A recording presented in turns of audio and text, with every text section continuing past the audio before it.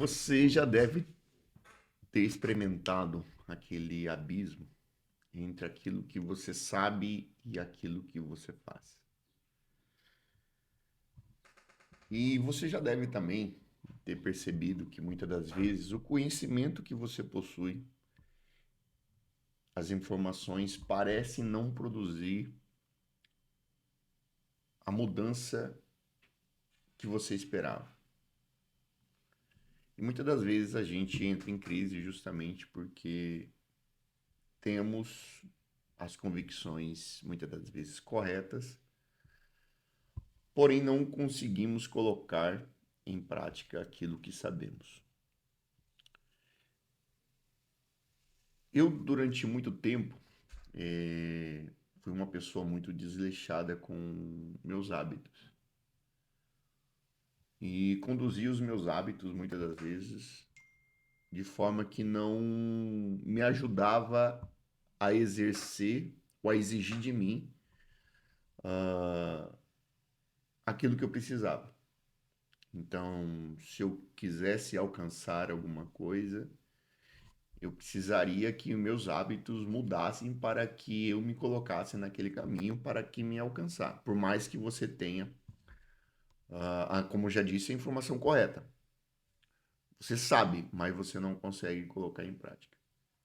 E eu não julgo que eu não tive exemplo dentro de casa na minha infância em relação a ser disciplinado. Porque os nossos hábitos estão diretamente ligados a disciplinas. Essa geração moderna, né, nós, pós-moderna que nós estamos, essa geração contemporânea, ela tem um problema com essa palavra disciplina, porque nos remete muitas das vezes a algo pejorativo. Mas a disciplina, ela não tem o cunho aqui pejorativo. Ela tem com o propósito de nos colocar no caminho para alcançar algo. E, como eu já disse, não foi por falta de exemplo dentro de casa.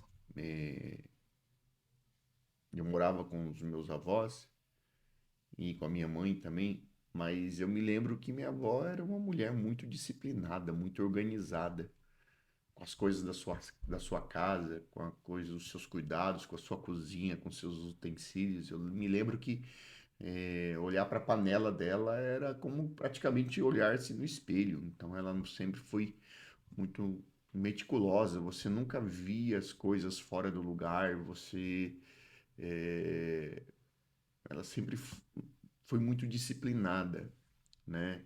Cuidadosa com as suas coisas.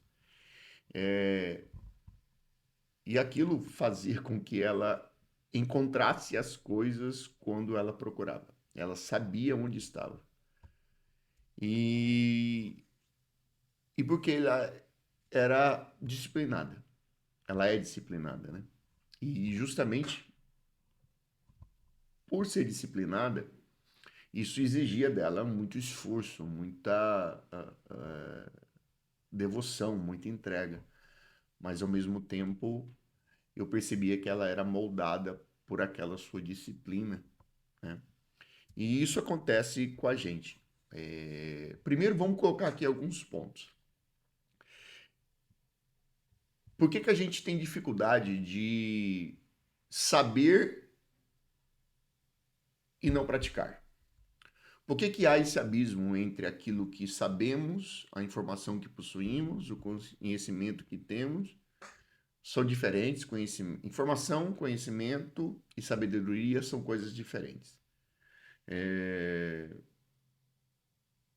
tá? Se você quer saber a diferença, eu construo um conteúdo só para isso, já deixa aqui nos comentários. Então, onde começa? Eu tenho uma informação, tenho um conhecimento, mas eu não tenho justamente há um abismo entre aquilo que eu sei e a minha prática. Por quê? Porque a gente não é apenas uma coisa pensante. Nós não somos aquilo que pensamos. Muito diferente do que Descartes vai dizer, porque Descartes vai dizer que nós somos aquilo que pensamos. Aí o que acontece? Nós então começamos a acreditar, a geração que nós vivemos, que nós somos coisas pensantes e que apenas ter as convicções corretas das coisas, a crença certa, né, faz com que nós mudemos, as nossas atitudes sejam transformadas. Mas você ouve num sermão de domingo, as suas atitudes não mudam na segunda-feira. Por mais que aquele sermão de domingo foi poderoso, mas ao mesmo tempo ele não teve ali o poder de gerar uma transformação imediata, porque os seus hábitos na segunda-feira eles estão totalmente distanciados do seu conhecimento.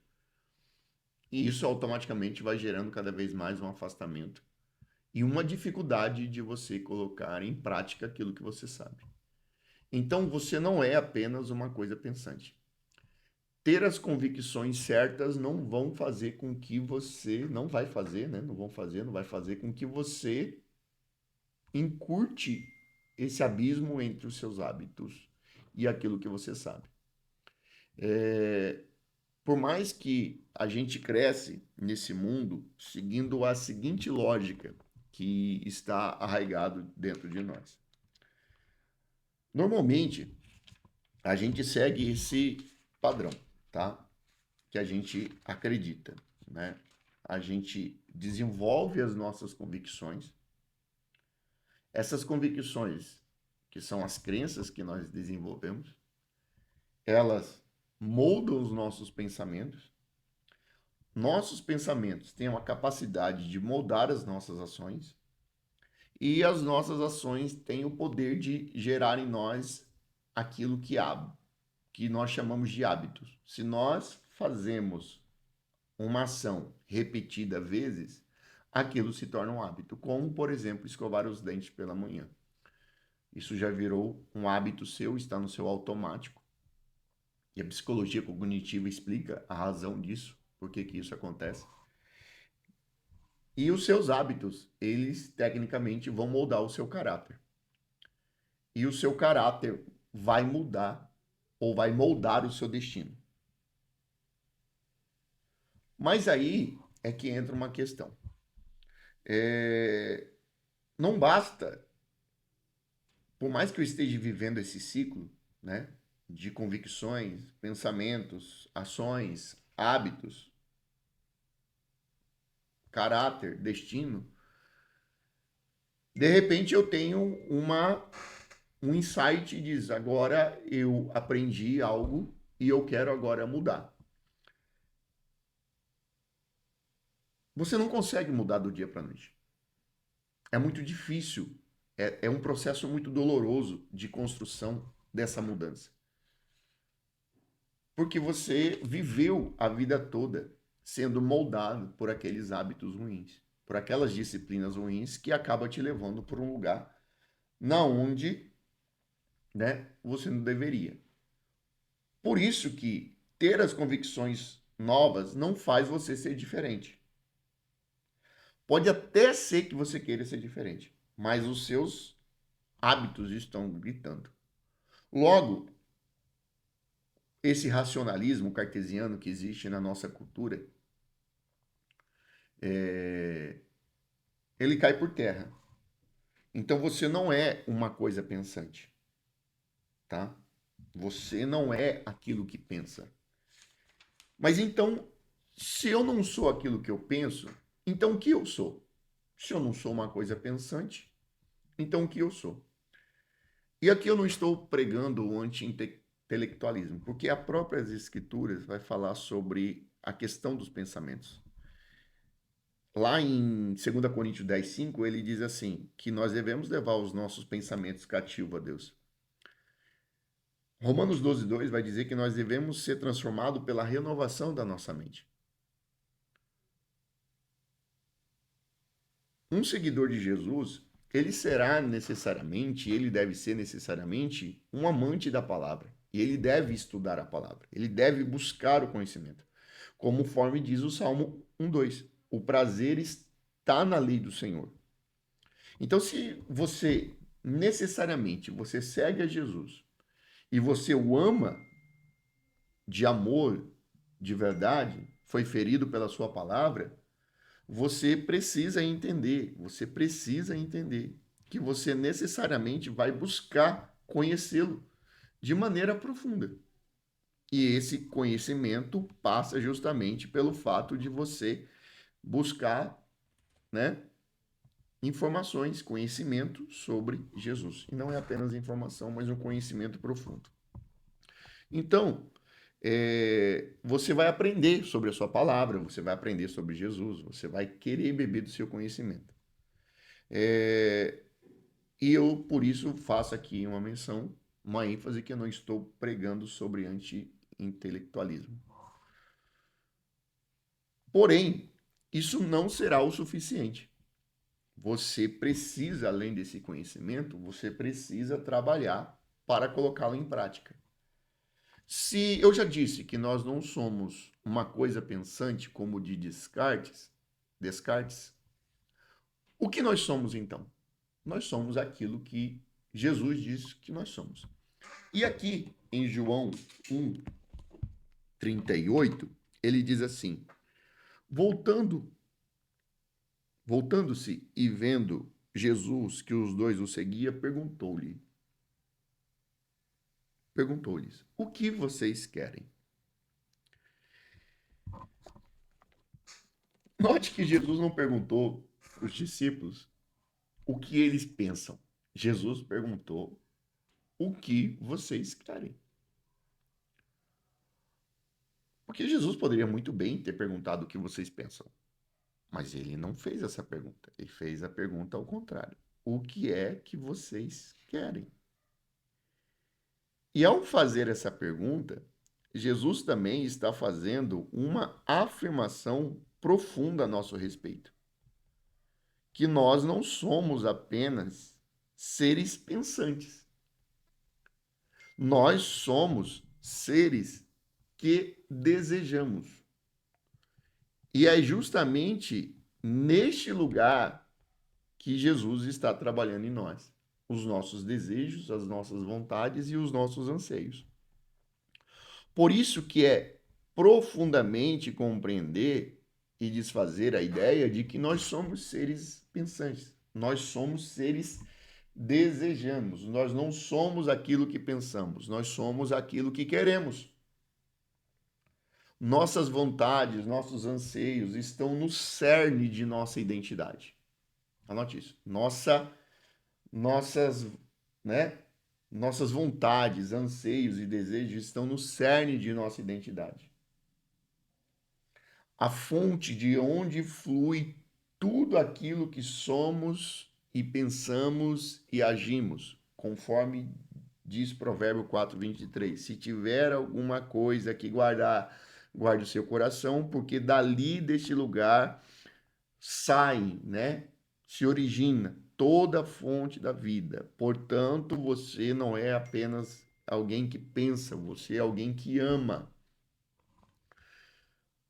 E nós precisamos justamente trabalhar para que aquilo que amamos seja moldado. Por isso que nós precisamos reconhecer, então, o poder do hábito. Existe um livro do Dr. Ismael Sobrinho, psiquiatra cristão, ele vai falar justamente sobre o poder que os nossos hábitos podem exercer na nossa genética. Aqui no livro, nesse livro aqui, Psiquiatria de Jesus, ele vai falar que a genética pode ser modificada. É aquilo que a ciência chama de epigenética, que é justamente a gente nasce com traços genéticos dos nossos pais. Então a gente herda dos nossos pais a genética. E muitas das vezes aquela genética ela não é boa. Nós temos herdamos doenças. Então provavelmente se o seu pai sofre de pressão alta, a tendência de você desenvolver a pressão alta ela é muito grande. Mas a epigenética vai dizer que não necessariamente você desenvolverá essa tendência que está no seu DNA. Por quê? Porque você, com os seus hábitos, com o seu estilo de vida, você pode como que reprogramar essa sua condição pré-existente para que você desenvolva determinada doença.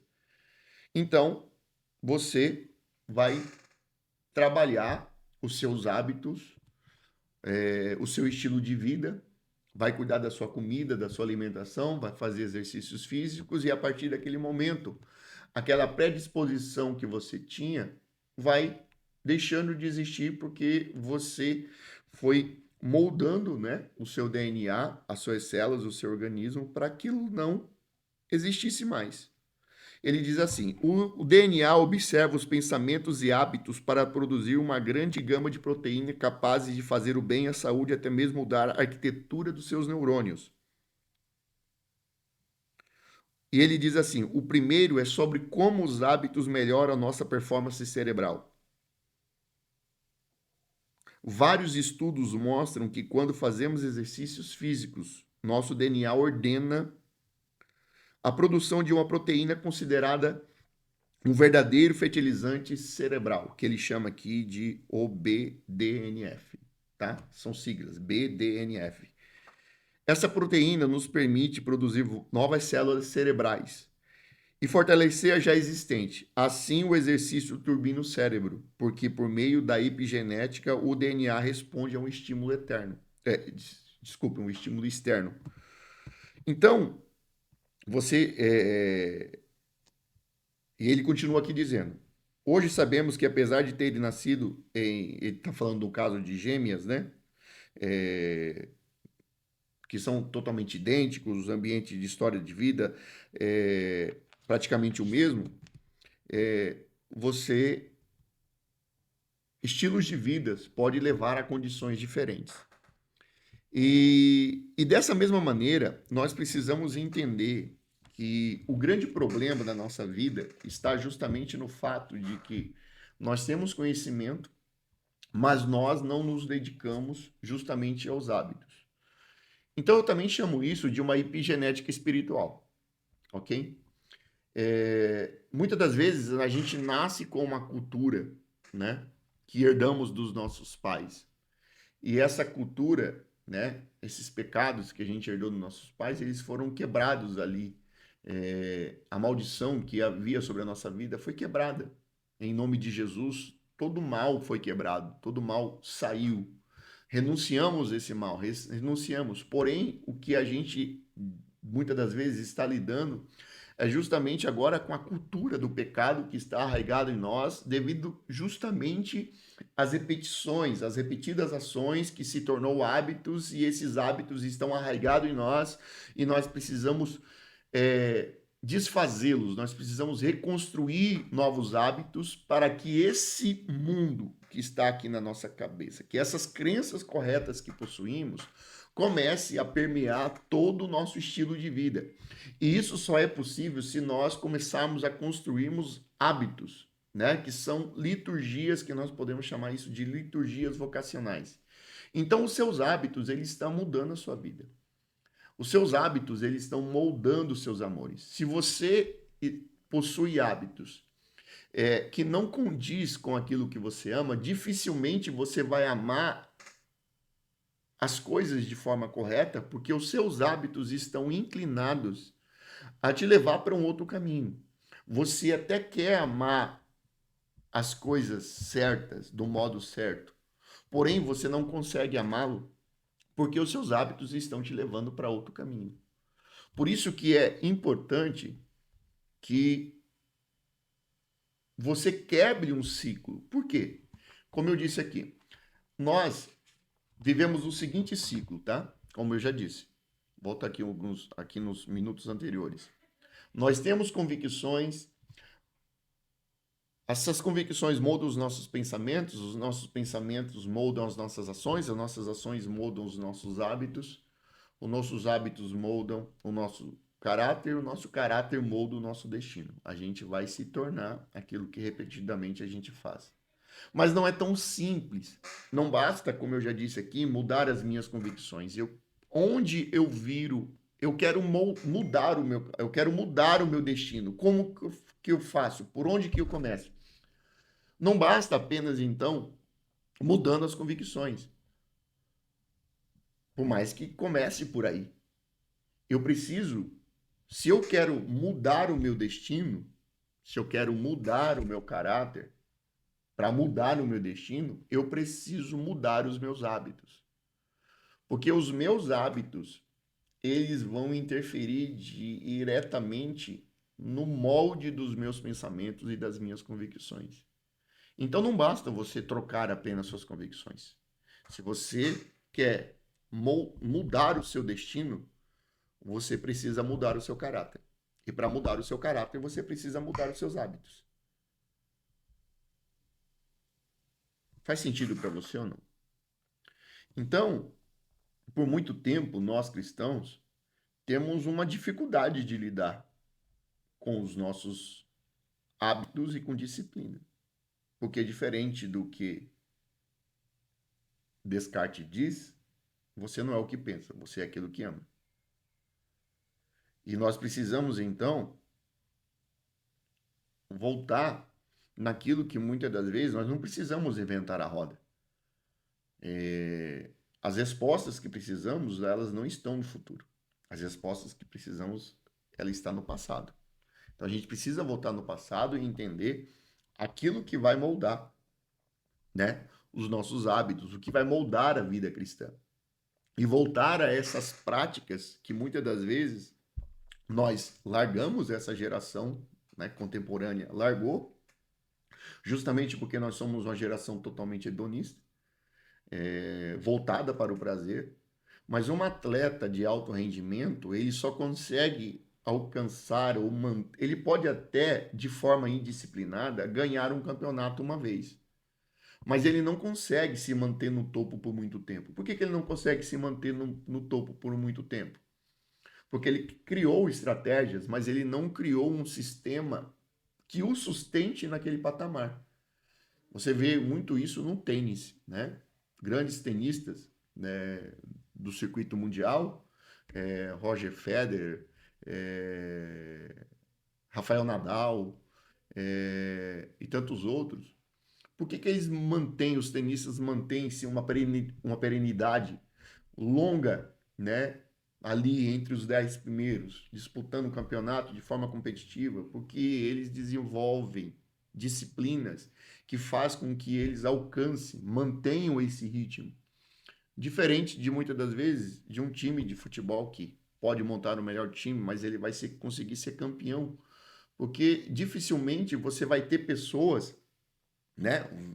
Sei lá quantas pessoas tem no time, numa equipe, 25, 26, 30, sei lá, quantos profissionais tem, atletas tem um time, mas você vai perceber que por que é difícil manter-se nesse alto, né, rendimento, de ser campeão todos os anos, e estar ali competindo, né, em alto nível, competindo em alto nível, perdão aqui pelo erro. Aí ele, justamente porque você lida com diversos profissionais e cada um tem um jeito diferente de lidar com isso.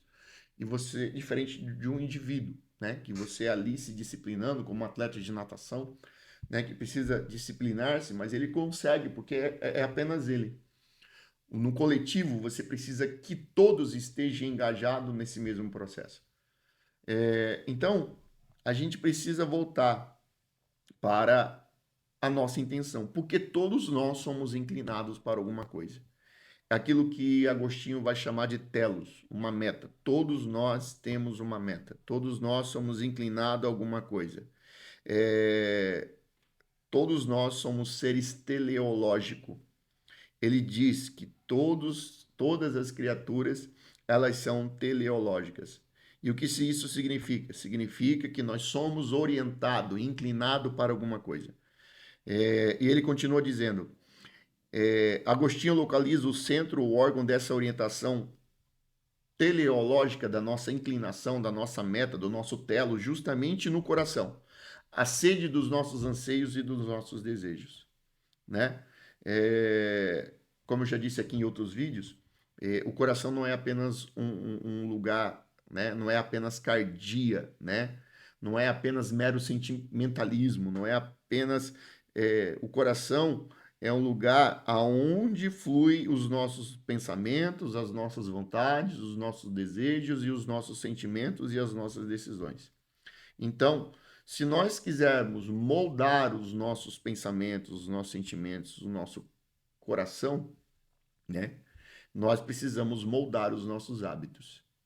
Se tudo isso faz sentido para você, se te faz pensar, e se você quer saber mais como construir hábitos que vai te levar, que vão te levar ao lugar de uma espiritualidade sadia, comente aqui que a gente pode, que para que eu possa entender que você quer e a gente possa trazer assuntos sobre esses hábitos espirituais ou o que a gente chama de disciplinas espirituais que vai que vão nos ajudar a moldar os nossos afetos, a moldar o nosso coração, a moldar o nosso telos, a mudar a nossa inclinação, para que nós comecemos a amar, né, a calibrar os nossos corações. Porque o coração serve como uma bússola, né, um lugar de direção, de apontamento. Então nós precisamos calibrar os nossos coração. E os nossos hábitos, eles servem justamente como esse lugar de calibre, né, de equilíbrio, né, da nossa bússola, de equilíbrio ali, né, do nosso coração para que a gente se incline para as coisas certas, né? Para que a gente, como disse o próprio Jesus, o que vocês querem? Não é o que vocês pensam, o que vocês querem, o que vocês têm desejado, o que tem movido vocês. E muitas das vezes o nosso coração pode ser enganoso. Se você quer saber mais sobre isso, comente aqui que eu vou trazer mais conteúdo para vocês. Valeu, obrigado e até mais.